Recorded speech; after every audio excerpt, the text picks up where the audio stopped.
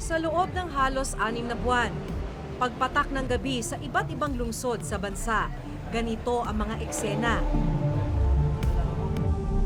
Kabi-kabila ang mga patay na sangkot umano sa droga.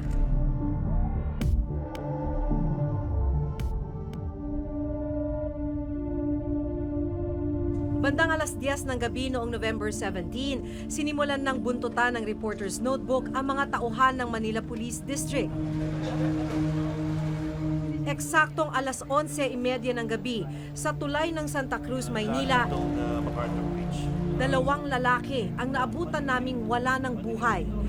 Naliligo sa kanilang sariling dugo. Napatay ang 2 matapos umanong manlaban sa isinagawang buy-bust operation ng mga tauhan ng Station 11 and 13 ng Manila Police District. Allegedly, meron laging mga report dito since medyo madilim dito sa lugar na ito, dito po sila nagtatransact ng illegal drug activity nila. Then nung nagkandak po tayo ng buy-bust operation, nahalata nila na katransaksyon po nila is mga pulis. Bigla po sila nagpaputok, pinaputokan po nila yung ating mga operatiba which prompted the operatives to retaliate.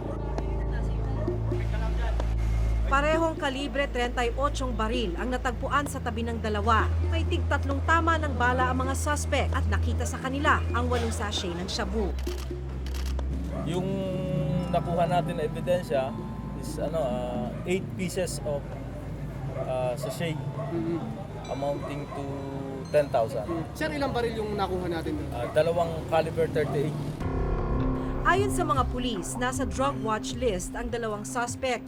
Ibig sabihin, minsan na silang nasangkot sa bentahan o paggamit ng droga. Kaagad dinala sa morgue ang 2 lalaking napatay. Pagpatak ng alas 12 ng gabi, November 18, sa kalye ng Remedyo sa Santa Cruz, Maynila pa rin, 2 pang patay ang naabutan namin. Ang isa nakahandusay sa tabing kalsada at may tama ng baril sa dibdib. May baril din sa kanyang tabi at isang sachet ng pinaghihinalaang shabu. Ang isang bangkay nasa may iskinita naman. May baril din ng lalaki at sachet ng di umano'y shabu. Ayon sa mga pulis, parehong nanlaban ang 2 drug suspect. So yung police natin na nakasibilyan and together with a confidential informant, they went to a buy-bust operation. Nakaramdam sila, kumuha ng baril, and then yung isa nakatakbo sa alley natin dito, and yung isa is, yan, dito po nagkaroon ng engkwentro.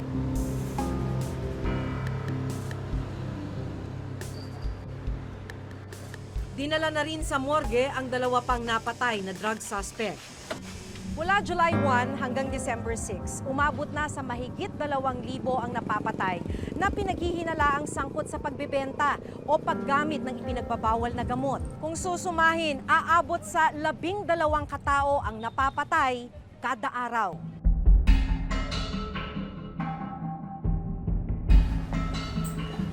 December 2, pasado alas 10 ng gabi, muli kaming nag-ikot sa Kamaynilaan. Isang lalaki ang naabutan naming patay sa loob mismo ng kanyang bahay sa Tondo, Maynila matapos umanong manlaban sa isinagawang buy-bust operation. Tad-tad ng tama ng bala ang katawan. Isang improvised na baril ang tinangkang bunutin daw ng biktima nang matunog ang pulis ang katransaksyon sa buy-bust. Sinubukan naming kunan ng pahayagang investigador ngunit hindi sila nagpaunlak. Bandang alas 12 ng gabi, December 3, 3 lalaki naman ang naabutan naming nakahandusay at wala ng buhay sa ilalim ng Jones Bridge. Buy-bust operation din daw ang pangyayari. 2 kalibre 38 baril at 1 kalibre 22 na baril ang natagpuang katabi ng mga bangkay. 5 sachet rin ang pinaghihinalaang shabu ang nakita. May tama rin ng bala sa kanilang dibdib. Yun nga, naramdaman nila na pulis yung mga transaksyon nila. Sinabihan ni Cyril, ng pinaka-leader nila, na mga pulis na yan, mga pulis na, putukan natin. So bumunot ng baril yung 2, pati siya. Pinutukan nila yung mga transaksyon nila mga pulis. Ito po ang naging meeting place? Dito. Karamihan ng mga kasong ito nangyayari pagkagat ng dilim. Halos pare-pareho ang sinasabing dahilan ng kanilang pagkamatay. Paulit-ulit ang dahilan ng kanilang pagkamatay. Nanlaban. Yung terminong nanlaban, masyado masaklaw, no? Kasi pwede naman hinawi, no? Pwede namang humalagpos. Hindi naman automatic na sinabi nanlaban, bumunot at tinutok, no? So, kailangan makita natin na unang-una, malinaw na talagang nanlaban, na gumamit ng armas na meron talagang tunay na peligro doon sa manghuhuli. Kung hindi sa ulo, ay sa dibdib sila tinatamaan ng bala. Ang pakay nun para patahimikin. Kasi kung gusto mong talagang maurirat yung sino ba talaga yung nagtutulak, sino talaga yung nagpo-protect, sino yung nagpipinance, no? Huwag mong papatayin para makuha mo yung testimonya, magturo siya. Pag pinatay mo, wala na. Meron tinatawag na rules of engagement. Sa quality, kung dito o dito, sobra-sobra yon. Kasi gagamit ka lang naman ng common sense na kung gusto mong i-neutralize, ang pinaka-simpleng neutralization yan, kubkubin. Bakit ilan ba yung nanguhuli? Isa bang payatot na maliit, na walang barel? Hindi. Isang yan, isang squad yan. May backup pa yan. Madaling araw ng November 24, wala ng buhay si Ronnie alias Bakal nang madatnan sa isang bahay sa Caloocan. 5 tama ng baril ang tinamo nito sa dibdib. Nakitaan daw ito ng isang sachet ng pinaghihinalaang shabu na nagkakahalagang 3,000 piso. May kalibre 38 baril rin sa tabi ng biktima. Dahil nanlaban daw at sinubukang bumunot ng baril, napatay ng pulis si Ronnie. Kwento ng nanay ni Ronnie, nasa bahay siya ng isang kaibigan kasama ang 6 na iba pa.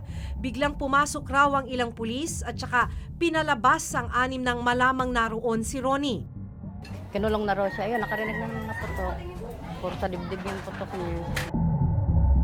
Dati-dati, yung gumagamit talaga, aminado ko. Pero, hindi siya tulak. 4 ang iniwang anak ni Ronnie. Hanggang ngayon ay mahirap daw para sa pamilya na tanggapin ang nangyari. Sabi ko nga sa mga pulis, sana sir, hindi nyo na lang po pinatay. Binugbog nyo na lang sana, tapos kinulong nyo kahit habang buhay. Na hindi nyo napalabasin, at least makikita namin na buhay yung anak ko, madadala namin pagkain. Nitong Martes, nakatakdang ilibing si Ronnie matapos ang 2 linggong pagkakaburol. Pero tumanggi ang punerarya dahil may utang pa palang 30,000 piso ang pamilya para sa kinuha nilang funeral service. Ang gusto mangyari, i-full paid. Kalahati lang po yung nabigay namin.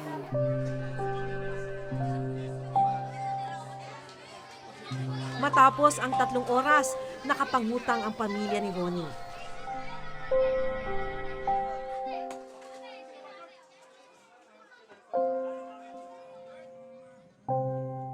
Nahimlay sa huling hantungan si Ronnie, pero kasama na niyang malilibing ang mga tanong ng kanyang pamilya kung bakit siya pinatay.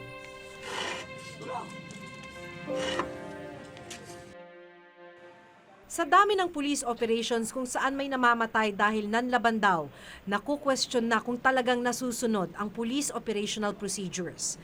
Sa isang report ng isang international news agency, lumabas na sa mga isinagawang police operation na na-cover nila, 97% sa mga drug suspect ang napatay.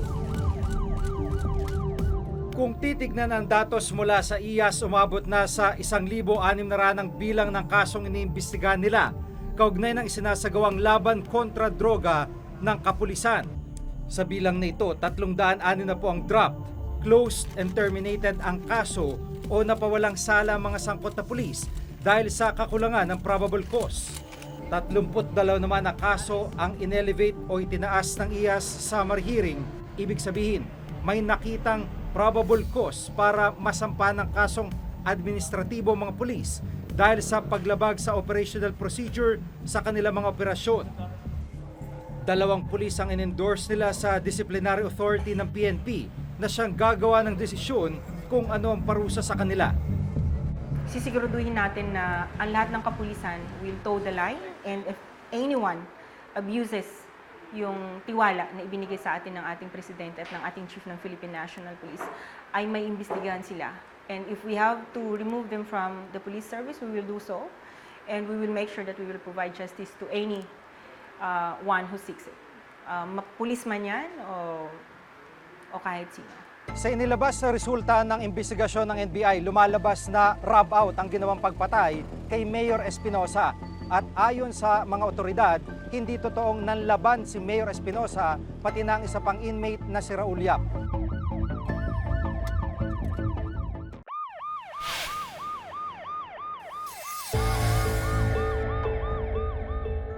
Sa patuloy na pag-ikot ng Reporter's Notebook sa Kamaynilaan, nabutan namin ng isang lalaki nitong nakarang Martes, December 6, bandang alas 10 ng gabi sa Pandacan, Maynila na nakasubsob at wala ng buhay. Bypass operation ang pinagmula ng engkwentro sa pagitan ng mga pulis at ng sospek. Nanlaban daw ang sospek sa mga pulis. Kasama ng 24 na taong gulang na biktima ang kanyang ina na nasa watchlist din daw ng mga pulis. Natunugan daw ng lalaki na pulis ang mga katransaksyon nito habang isinasagawa ang buy-bust operation. Nakaligtas ang nanay ng biktima at dinala sa police station. Yung parents niya, yung nanay niya, actually, sila, verify sila na tulak sa lugar na to, ayon sa barangay natin. Sumuko na yan, pero meron tayong reports, verified reports na hindi naman sila tumigil ng pagtutulak. Pinutukan makikita ninyo yung tama ng baril kasi hinabol yung PB natin hinabol, wala siyang baril Bukod sa mga napatay sa police operation, may ilan ring napatay na mga hitman na natuklasang mga pulis pala.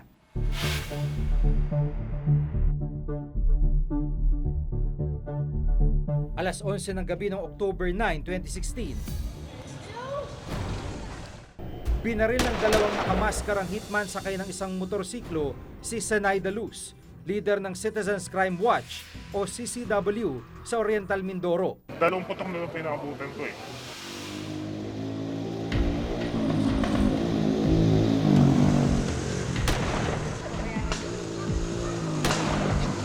Hinabol at binaril pa ng Gloria Police ang dalawang sakay ng motor.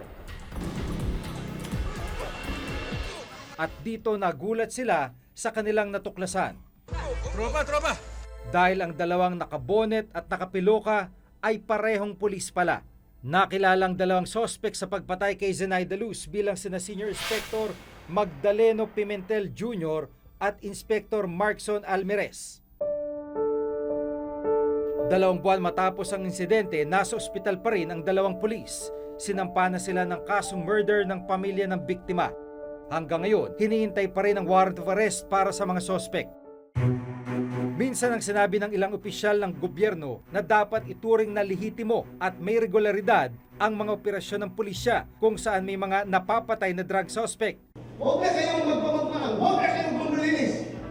Pero sa ilang pagkakataon rin, happy na ng PNP at iba pang matataas na opisyal na nagsasabing may mga pulis na sangkot sa illegal na droga, kaya mahirap paniwalaang lahat ng ginawang pagpatay sa mga hininalang drug personality ay lehitimo.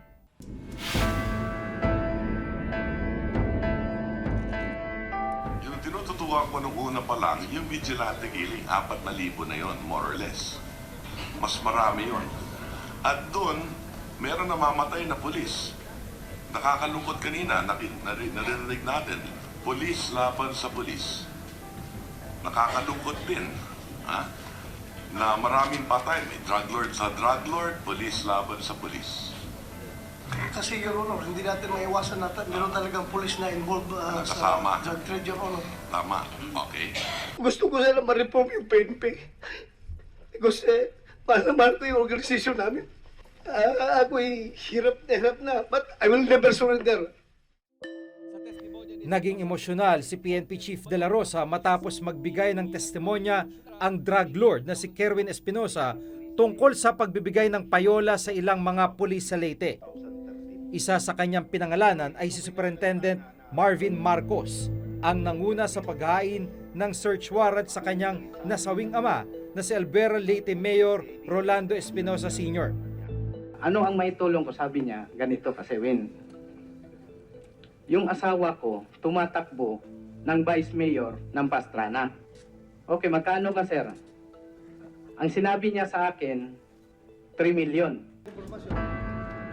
Inamin ni PNP Chief De La Rosa na may nakiusap na mataas na opisyal na nagsabing huwag sibakin si Marcos. At nitong nakaraang linggo, inamin na ni Pangulong Duterte na siya ang nag-utos kay De La Rosa na i-reinstate o ibalik sa pwesto si Marcos. Huwag kayong maniwala na si Bong ang tumawag yung para kay something, doon ko nalaman, I'd like to make it public. Kaya ko sabi ko, as it is kayo dyan. Doon ko nalaman si Dulina malinis. Si Marcos may tama. Kaya huwag mong galawin kasi gusto kong tignan.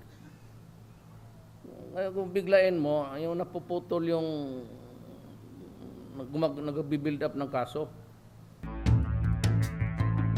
Sa inilabas sa resulta ng investigasyon ng NBI, lumalabas na rub out ang ginawang pagpatay kay Mayor Espinosa. At ayon sa mga otoridad, hindi totoong nanlaban si Mayor Espinosa pati ng isa pang inmate na si Raul Yap. Kinuha rin daw ang warrant para masabing lehitimo ang gagawin nilang operasyon. Mayroong sa likod ninyo na nagprotekta. Sinampahan ng kasong kriminal ang NBI ang 24 na tauhan ng CIDG Region 8 at Regional Maritime Unit ng PNP Eastern Visayas. Kabilang narito si Superintendent Marcos at Chief Inspector Leo Laraga na nagsabing siyang bumaril kay Mayor Espinosa. I will not allow these guys to go to prison. Maski na sabihin ng NBI ang murder. Total, under mo yung NBI ko. Ay, under ko rin yan Department of Justice. But just to tell you, I do not interfere. May findings sila, good. Bahanan yung kaso. Pero hindi ito ko pabayaan itong mga polis na sabi. Kasi sabi, ako ang may utos The President should have waited for the result of investigation at recommendation ni Chief PNP before he does anything else. The fact na nakialam siya, yun nga sabi ko, opens the door to suspicion na may kinalaman siya actually doon sa nangyari. Puna ng ilan, lumalakas ang loob ng ilang pulis dahil na rin sa mga salitang binibitawan ng kanilang matataas na opisyal. Yan ang dahilan, isa sa mga mayor na dahilan bakit mayroon impunidad. Imbis na usigin, litisin, parusahan yung mga miseryosong mga paglabag ng karapatang pantao, binabasbasan mo pa, pinopromote mo, nire-reinstate mo. Ako, naniwala ako sa pulis. Kasi kami mga mayor, mga congressman, sino man paniwalaan nila? Ang pulis o ang kriminal? There are 4 million addicts in this country. Sinong may kagawan nito? And there is one lousy soul. Yun ang gusto ninyong paboran.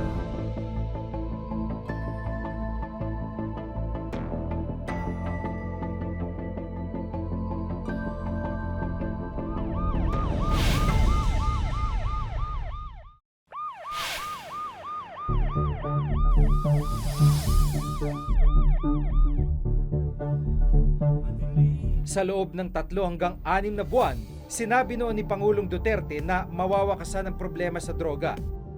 Pero 6 na buwan mula nang maupo sa pwesto, tumataas rin ang bilang ng mga napapatay. Napatay dahil ng laban. Ilan ay gawa ng hitman, ilan bigla na lang natatagpo ang patay.